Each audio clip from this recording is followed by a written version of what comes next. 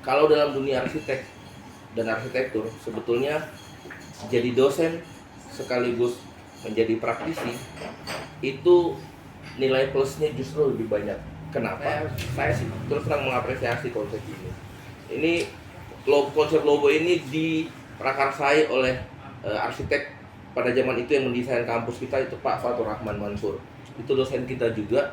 Cuman kalian mungkin udah nggak ketemu karena beliau sudah pensiun. Dosen seringkali memberikan tugas itu dengan simulasinya itu adalah lokasi di kampus. Kalian diminta untuk mendesain auditorium, kalian diminta untuk mendesain ruang-ruang bersama milik fakultas-fakultas yang tersebar di kampus. Teruslah jadi acara yang bisa menginspirasi banyak orang, menginspirasi teman-teman kalian di kampus maupun orang-orang di luar kampus. Tahu kan lagu yang kami segenap astaga. Segenap.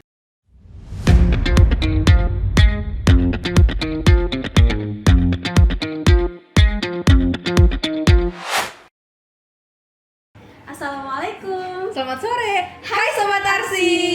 Hari ini saya Kia bersama rekan saya Amal. Di kegiatan hari ini spesial tanggal 30 September. Peringatan G30 SPKI sebenarnya tidak ada kaitannya sih, cuma karena sama-sama spesial. Hari ini merupakan perdana nih Kak. Perdana kegiatan Arsitalk di episode pertama. Betul. Jadi episode pertama ini kita mau membahas mengenai keseluruhan topik umum kita dan kampus dan kebetulan juga hari ini sudah hadir bersama kami semua, kita semua tim-tim di sini selaku narasumber. Betul. Gestar yang merupakan dosen dari Prodi Arsitektur sendiri, Kak Rahmat Syahrullah. Kayaknya boleh kita undang bersama-sama. Kasih tepuk tangan dulu untuk Ato. Silakan Kita Pak. agak geser dulu ya, mau karena Oke. Kamera yang mana? Oh itu, oke. Oh yang ini ya. Ya, Oke, selamat sore Kak Ato. sore. Assalamualaikum. Dia sore Amal. Apa yang bisa saya bantu?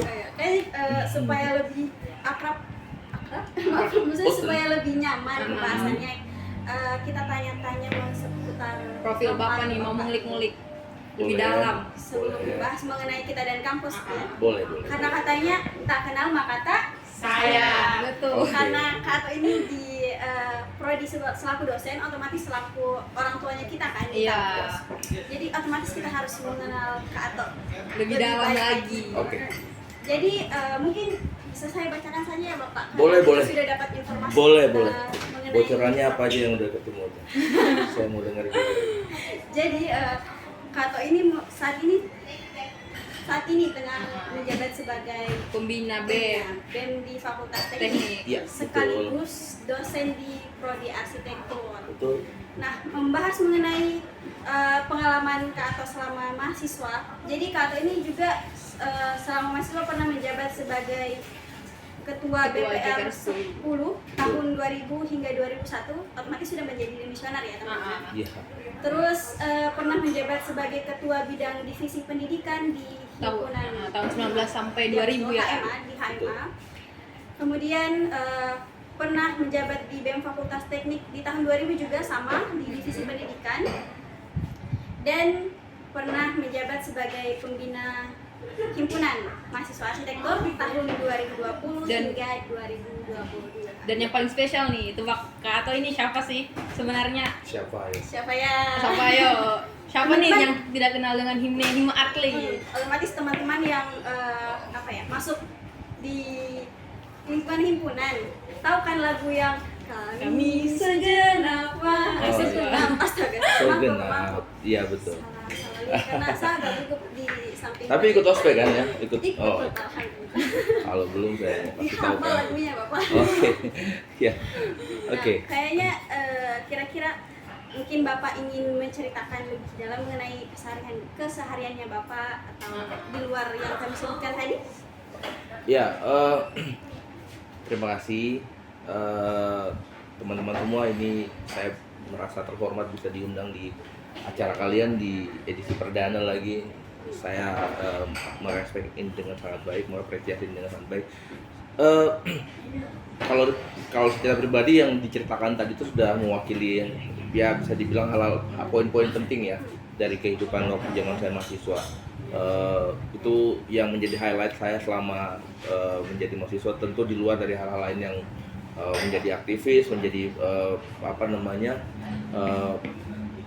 mahasiswa yang terlibat aktif di banyak organisasi dan lembaga, aktif juga melakukan kerja-kerja penelitian dan pengembangan riset tentang arsitektur, baik arsitektur tradisional maupun urban, dan itu masih berlangsung sampai dengan ketika saya saat ini juga menjadi dosen. Eh, itu aja sih aktivitas paling yang rutin. Sekarang saya aktif menjadi dosen sekaligus juga berpraktek profesi sebagai arsitek profesional di Indonesia. Alhamdulillah dipercaya untuk mengerjakan beberapa proyek tidak hanya di Kota Palu, ada juga beberapa proyek di luar Kota Palu, di Jakarta, di Padang, di di kota-kota lain ya, di beberapa kota-kota lain yang masih yang mempercayakan kami untuk terlibat dalam proyek desain maupun riset. Itu sih paling yang bisa saya Wah. untuk mengenal. Sibuk sekali ternyata. Kayaknya boleh kita pakai dulu. Oke. Nah makanya kami datangkan Lestarian paling spesial di episode Oh. perdananya Kak Ato karena pengalamannya itu teman-teman. Oke. Jadi kita langsung masuk ke topik saja karena takutnya waktu agak nantinya Molor. Tadi apa topiknya apa? Kita Mengenai dan- kita Dan kampus. Nah, langsung saja kayaknya kita masuk ke pertanyaan pertama, silakan. Jadi sebenarnya kita sudah susun beberapa pertanyaan bersama-sama tim, dan pertanyaan yang pertanyaan yang sudah disampaikan mahasiswa lainnya diwakilkan oleh kami di Kegiatan. Asal ini. Pertanyaan pertama boleh disampaikan. Oke, Bapak nih ceritain dong kayak awal pertama Bapak mau mengabdi di Universitas Tadulako sendiri. Baik. Saya lulus dari Unpad itu tahun 2001. Kemudian tahun 2000 selama setahun lebih saya bekerja dulu. Waktu itu saya di Unpad saya D3 ya, D3 bangunan. Kemudian saya lanjut S1 tahun 2003 di Universitas Gadjah Mada Yogyakarta. Saya selesai tahun 2005, kemudian 2006 saya masih sempat bekerja dulu di Jogja sampai kemudian 2006 akhir ketua jurusan saat itu waktu itu dijabat sama Pak Najib Masiki, itu bertemu dan mengajak saya untuk balik lagi ke kampus buat mengisi slot-slot pengajar yang waktu itu lagi banyak sedang kuliah ambil studi lanjutan, sehingga saya diminta untuk membantu mengajar di kampus yang satu lagi sedang kekurangan tenaga pengajar.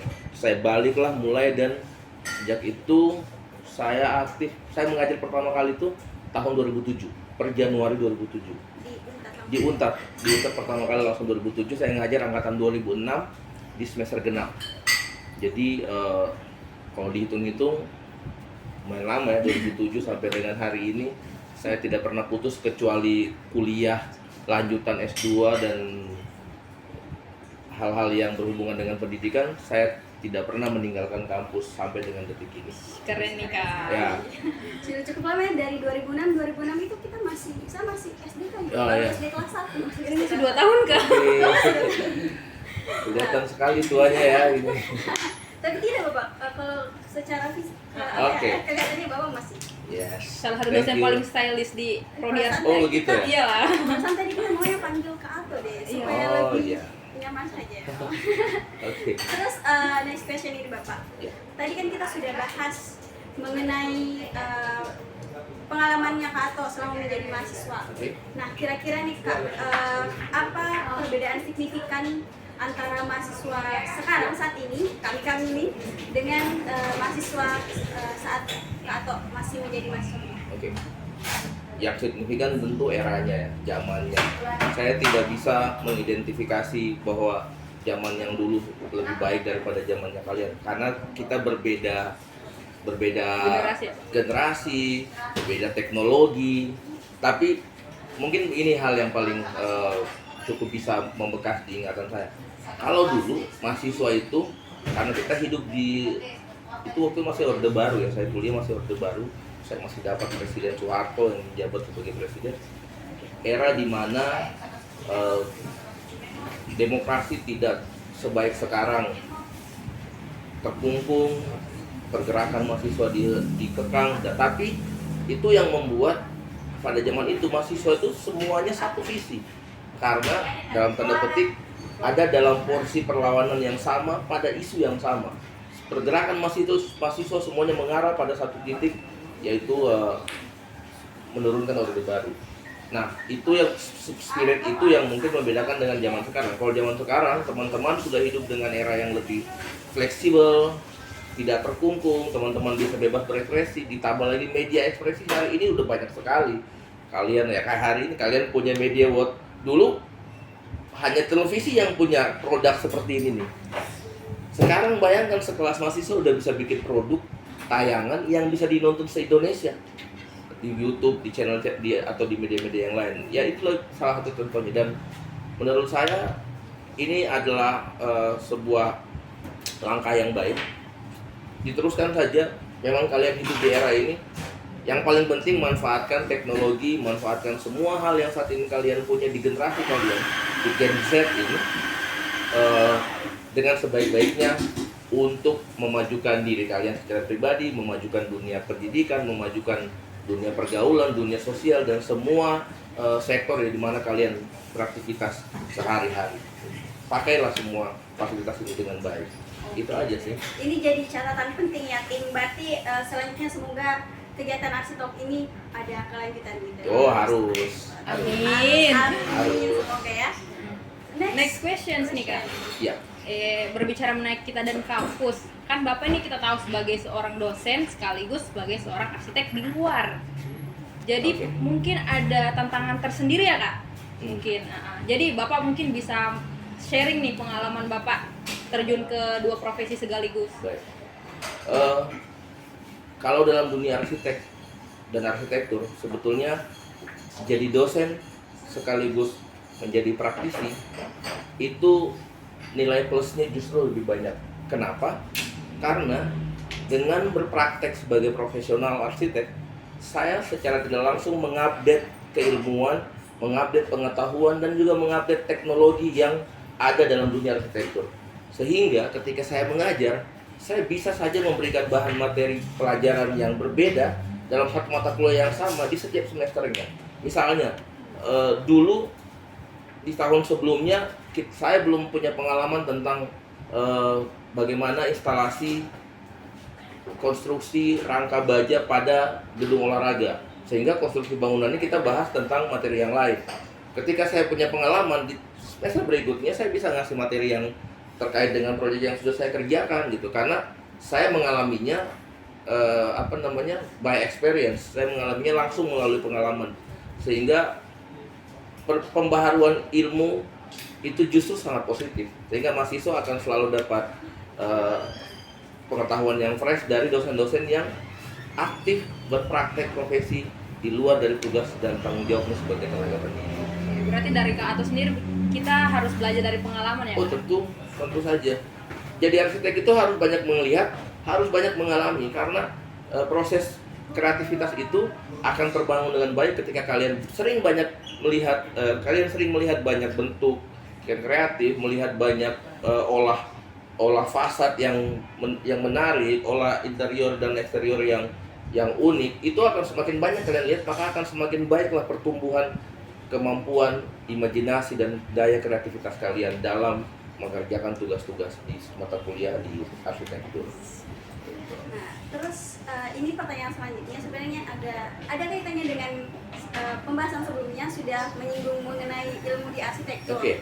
Nah, pembahasan ini kayaknya cukup menarik karena ini membahas mengenai konsep arsitektur di UNTAD yang mengambil pendekatan arsitektur logo. Nah, kira-kira menurutnya Kak Ato sebagai seorang arsitek profesional dan sebagai selaku dosen, kira-kira pendekatan yang digunakan ini arsitektur logo sudah sesuai tidak dengan nilai-nilai dan nilai-nilai institusi? Oke. UNTAD adalah universitas negeri tentu kekuatannya harus berbasis lokalitas. Lobo tentu menjadi pendekatan yang representatif menurut saya, karena secara tradisi dan kebudayaan, Lobo adalah bangunan yang berkedudukan di wilayah Sulawesi Tengah. Dan kalau kita tahu apa fungsi Lobo dan bagaimana Lobo itu digunakan di masa lalu, Lobo ini kan tempat di mana di zaman dulu masyarakat berkumpul melakukan pertemuan, dan dari Lobo ini memproduksi kebijakan, memproduksi hukum, memproduksi hal-hal yang disepakati oleh warga untuk dilakukan di kehidupan sehari-hari. Mereka menyepakati kapan musim panen dimulai, kapan musim tanam dimulai. Mereka juga melakukan tradisi-tradisi adat di ruang itu. Jadi Lobo ini memang betul-betul menjadi pusat interaksi dari masyarakat, di mana bertemunya para madika, para raja, para bangsawan dengan masyarakatnya.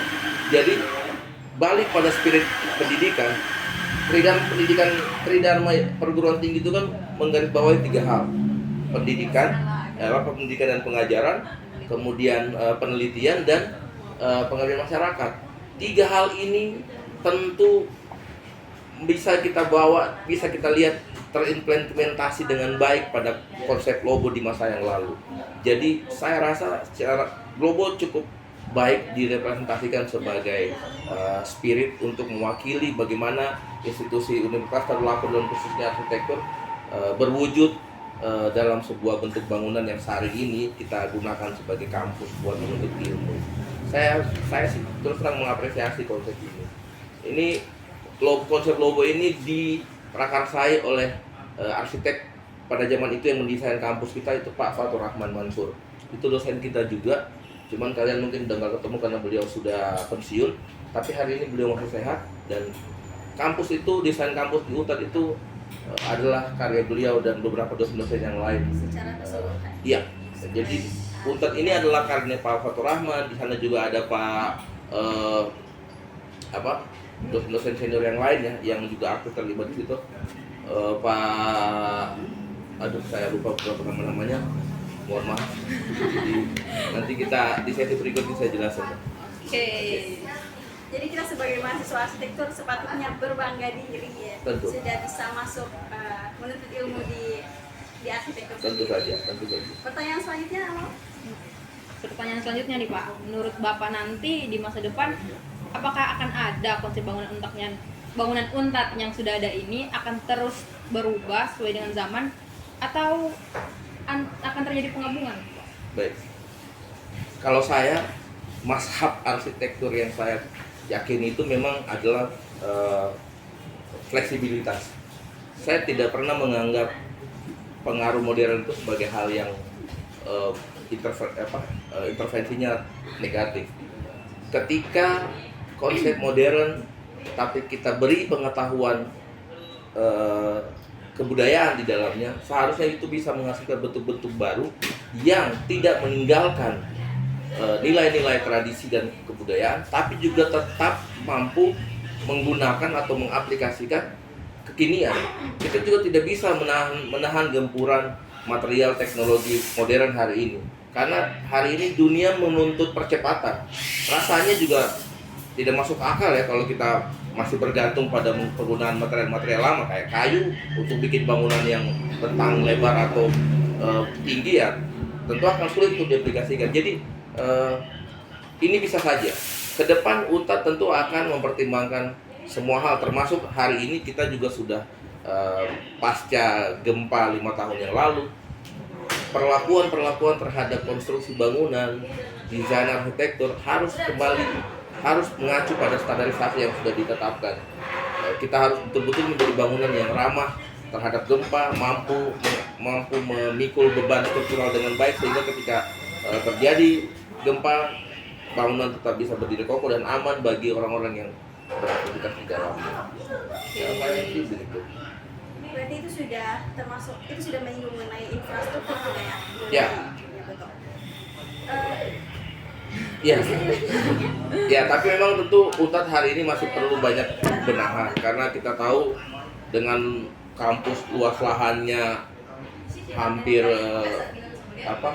ratusan hektar itu, kita masih sangat perlu pembenahan yang baik, tapi itu catatannya perencanaannya harus baik. Lahan yang seluas itu jika master plan-nya tidak cukup baik mengadaptasi kehendak dari tapak, kehendak dari lingkungan setempat, itu juga bisa berdampak buruk gitu. Nah, itu juga jadi catatan sih. Kedepannya kita tetap harus memperhatikan apa kehendak dari tapak itu untuk memperbaiki landscaping dari Unpad hari ini. Lanjut ke pertanyaan selanjutnya. Ini membahas mengenai peran mahasiswa, karena mungkin kita sering dengar mahasiswa-mahasiswa sekarang sementara masih menjadi mahasiswa ini sudah dapat banyak proyek begitu Bapak. Alhamdulillah. Ya. Tentu Nah, saya juga mengalami hal itu dulu sambil kuliah sambil kerja juga. Ada cuan masuk ya. Nah, ada Iya, cuma mahasiswa ada sementara cuma menjadi mahasiswa. mahasiswa. Nah, kira-kira di Unpad sendiri keterlibatan mahasiswa itu seberapa berpengaruh begitu Bapak? Kira-kira dosen bagaimana caranya melibatkan mahasiswa dalam pembangunan di kampus? Oke. Mungkin kalau keterlibatan secara administratif tidak akan bisa terlibat langsung ya karena status mahasiswa. Tapi ingat, kalau teman-teman di kampus atau teman-teman mahasiswa ingat, dosen seringkali memberikan tugas itu dengan simulasinya itu adalah lokasi di kampus. Kalian diminta untuk mendesain auditorium, kalian diminta untuk mendesain ruang-ruang bersama milik fakultas-fakultas yang tersebar di kampus. Kalian diminta mendesain landscape rektorat, kalian diminta mendesain landscape fakultas, kalian diminta untuk mendesain infrastruktur yang ada di kampus, yang materi-materi itu dicantolkan di mata kuliah kita di studi perancangan. Itu sebetulnya bagian dari bagaimana kita mencoba membangun rasa keterikatan yang kuat antara mahasiswa dengan tempat di mana dia belajar. Kalian harus mengenal benar kampus ini, kalian harus tahu benar tempat di mana kalian sedang kuliah hari ini.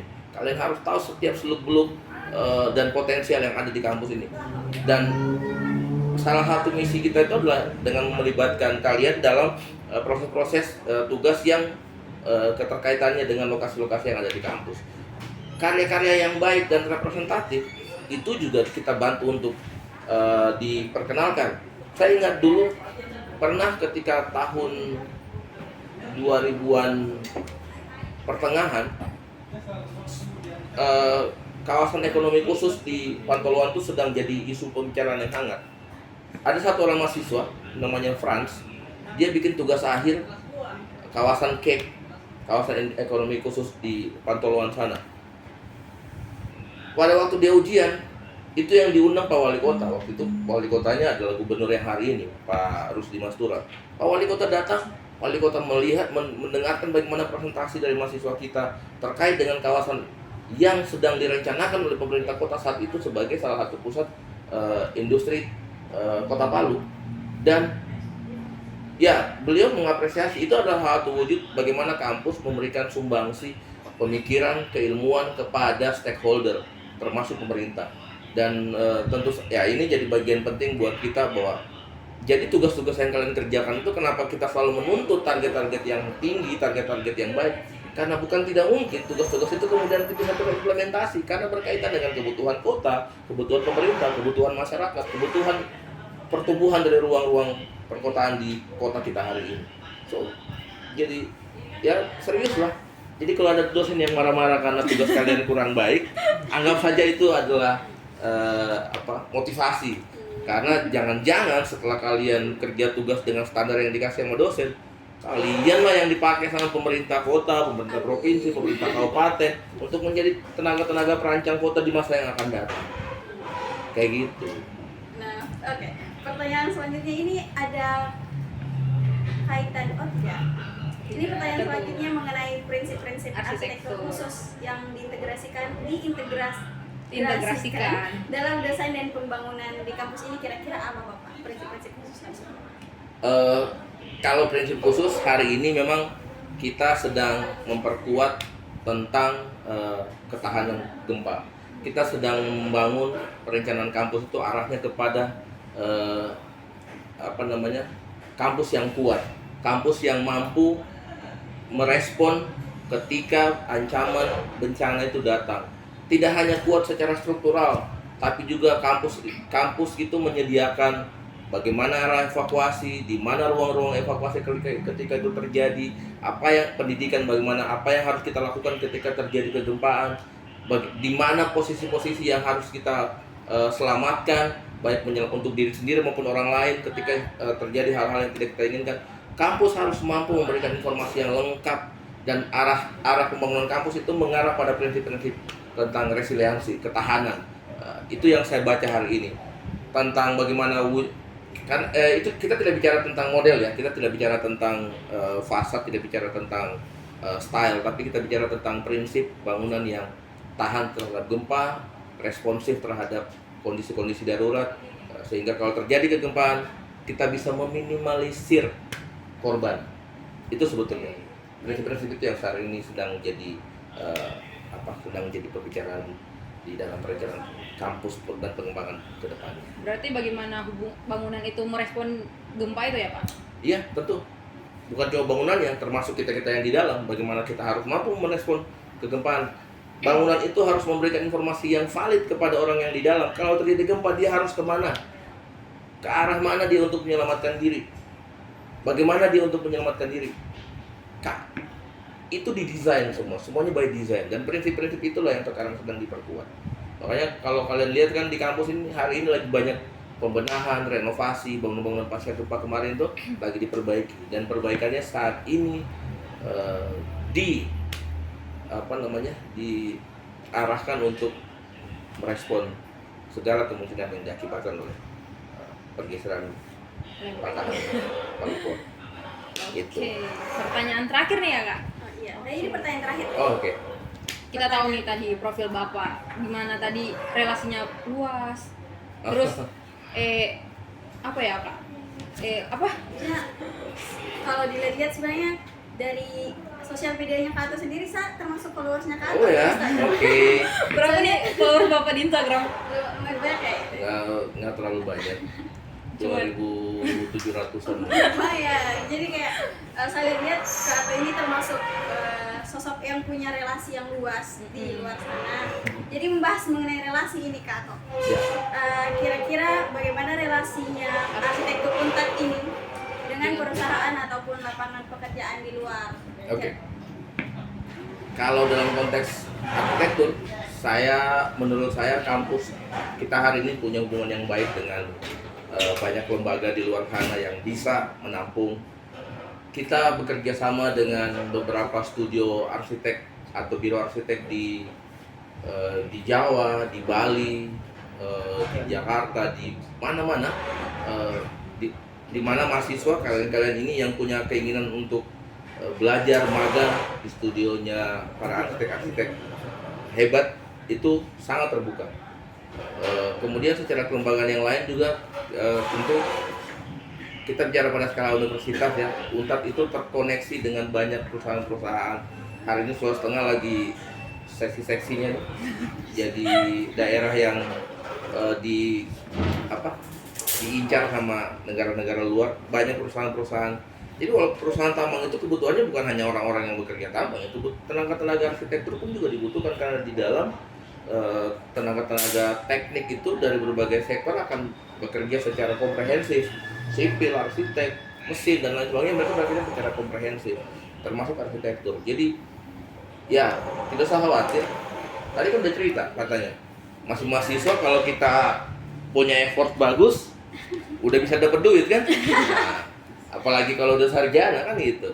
Jadi kualitasmu tuh ditentukan sama kalian punya kapasitas. So, perkuat saja kapasitas selama kalian menjadi mahasiswa. Kalau kapasitas dan kualitasmu baik, pekerjaan yang akan datang untuk dari kalian. Nggak usah khawatir. Ya. Oke teman-teman, karena saya rasa kita sudah cukup banyak. Sebenarnya masih banyak pertanyaan-pertanyaan lainnya. Ya. Cuma kayaknya karena waktu yang agak terbatas, kita harus mencukupkan pertanyaan hari ini, dan semoga di episode selanjutnya kita bisa mengulik lebih lanjut apa yang masih menjadi tanda tanya, pertanyaan di diri kita. Boleh. Sebelum diakhiri nih Kak, jadi mungkin Kak Ato ada kesan dan pesan untuk Arsitalk atau untuk Mahasiswa-mahasiswa saat Iya. ini. Arsitalk keren ya. Saya saya mensupport ini dengan penuh, terus dijaga. Jadilah acara yang bisa memberikan inspirasi buat teman-teman kalian, bukan hanya mahasiswa arsitektur saja tentu, mahasiswa dari kampus yang lain, orang-orang di luar dari kampus yang menonton ini bisa dapat ilmu, bisa dapat pengetahuan, bisa dapat hal-hal positif. Dan ya jangan pernah kalian merasa puas pada satu titik di mana kalian misalnya sudah mencapai atau memperoleh hal-hal yang baik, karena sesungguhnya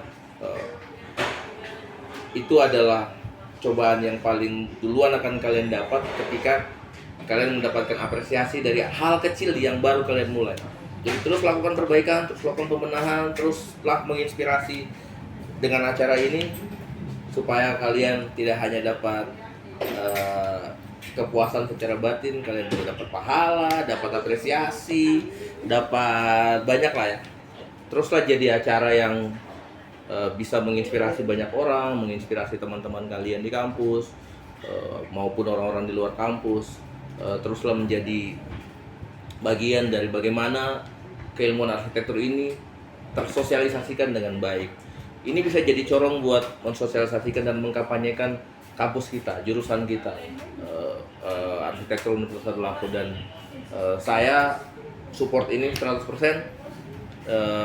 Ini harus terus menjadi acara yang keren, ya, terus jadi acara yang inspiratif, dan buat mahasiswa arsitektur di Universitas Lampung saat ini, jangan berhenti jadi mahasiswa yang kreatif, jangan berhenti jadi mahasiswa yang keren.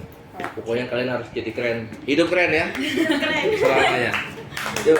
Oke, ini otomatis jadi catatan penting untuk kita semua di kepengurusan di tim ini. Semoga kedepannya teman-teman yang akan melanjutkan kegiatan Arsitalk akan jauh lebih baik dari apa yang ada sekarang. Nah, oke, karena sudah menunjukkan pukul 4 lewat ya Amal, otomatis ini kayaknya peringatan ya untuk kita, bukan peringatan apa ya? Kita harus break untuk sementara. Semoga kegiatan kita dapat menjadi kegiatan yang bermanfaat ke depannya. Amin. Amin. Kalau begitu, saya Taskia Aulia dan rekan saya Amal. kami pamit undur diri. Mohon maaf apabila masih banyak kesalahan yang kami lakukan. Assalamualaikum warahmatullahi wabarakatuh. Waalaikumsalam warahmatullahi wabarakatuh.